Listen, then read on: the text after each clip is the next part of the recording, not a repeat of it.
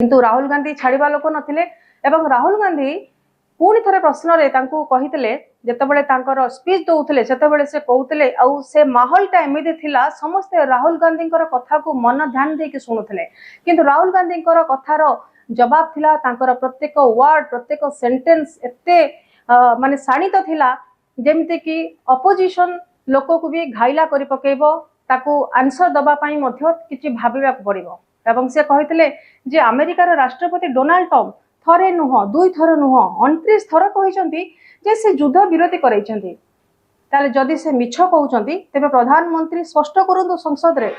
आ प्रधानमंत्री एकथा मध्य कहंतु जदि 50% साहस अछि सोनिया गांधी को गुण ताका पाखरे जदि अधा भी अछि ताल से स्पष्ट करंतु आ साहसिकतार सहित से कहंतु जे जे डोनाल्ड ट्रम्प मिछ कहउछन्ती Donald Trump is a liar. यार उत्तर रे मोदी कहते जे आमको ऑपरेशन बंद करने को कौन सी विश्व नेता कही नथिला जदिओ से मोदी एथिरे डोनाल्ड ट्रम्प ना नहीं नथिले किंतु से कहते एथिरे आमको कहवाई ऑपरेशन बंद करने कौन सी विश्व नेता आमको साहाय्य कही नथिला। पाकिस्तान निजे हारी जाई शांति मागिला आ सेमाने आम सेना को एते माड़ खाइले जे आम सेना ठारू से माने एते कड़ा जवाब पाइले जे सेमाने कहले आउ नुह एथर युद्ध बंद कर। राहुल गांधी अभियोग आउरी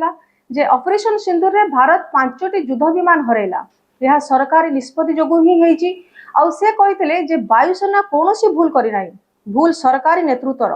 जो माने सेना अवस्थान को आक्रमण करने को मना करथिले तार जवाब रे मध्य मोदी रखिले जे कांग्रेस पाकिस्तान रो कथा विश्वास करूची आम सेनार कथा को नुह से माने पाकिस्तान कथा को आगे नौचंदी आमर मंत्रिमंडल को से विश्वास करूनांती। राहुल गांधी कहते जे भारत विश्व नेता को ऑपरेशन सिंदूर और पाकिस्तान आतंकवाद विषय कहते किंतु कौन सी देश पाकिस्तान को निंदा करनथला केवल आतंकवाद को निंदा करिथिला केही कहि नथिले पाकिस्तान खराब समस्ते कहते आतंकवाद को दमन करा जाऊ पाकिस्तान विषय केही पदे किछि कहि नथिले किंतु मोदी कहते नरेंद्र मोदी कहते जे कौन सी देश आमको ऑपरेशन बंद करने को तो कहि नथिले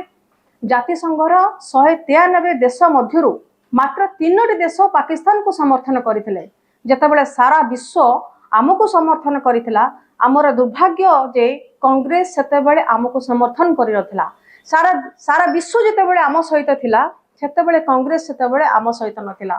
एटा थिला राहुल गांधी आउ नरेंद्र मोदी कथोपकथन प्रश्न उत्तर जहाँकि आम आपण पाख रखिलु जहाँकि पार्लियामेंट रे जेतेबेले तीव्र आलोचना होइतला सेतेबेले कड़ा जवाब देइथिले मध्य नरेंद्र मोदी राहुल गांधी प्रश्न रे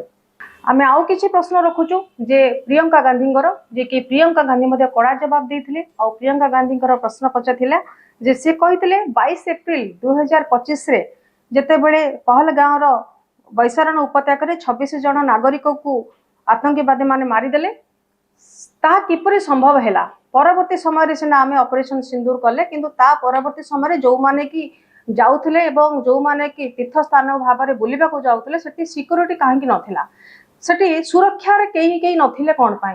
जेतेबेले तीर्थ स्थान को कौन से तीर्थ यात्री जाती सेतेबेले सुरक्षा व्यवस्था कड़ाकड़ी रही थाए गोटे भी सेठी सिक्योरिटी नथिले जोथि पाई कि हमर भारतीय महिला मानकर मथारु सिंदूर लिभिला ता काहेकि घटिला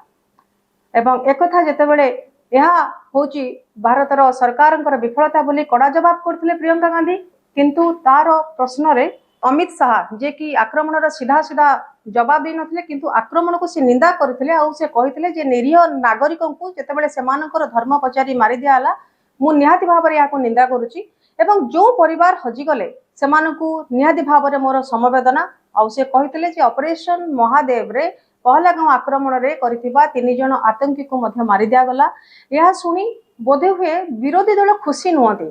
सेति पई बोधे तांको मुह कला पड़ जाई से एमती की माने घृण्य काम करने कहते मिछ आलोचना मिछ प्रत्यारोप करने से पछौना प्रियंका गांधी तांकर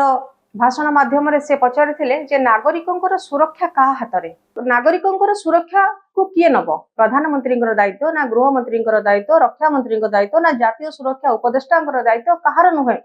से अभियोग करथिले जे ए सरकार सबुबेले प्रश्न दूरे जाती नागरिक मानक प्रति सेमानंकर कौनसी जवाब नाही कौनसी समवेदना नाही एवं से अमित शाह को टार्गेट करके से पचारिथिले जे दिल्ली और मणिपुर दंगा और पहलगाम आक्रमण रे शाह अधीन रे ही हेतिला तथापि गृहमंत्री एपर्यंत इस्तीफा देई नांदी काहेकि केबे से इस्तीफा दउचने एवं ए प्रसंग रे मध्य गर्जी थिले अमित शाह जदिओ से यहाँ को सीधा इस्तीफा विषय कौन सीधा सीधा कथा कहि नथिले किंतु या परिवर्तन से कांग्रेस रो पुराना नीति को से टार्गेट करथिले।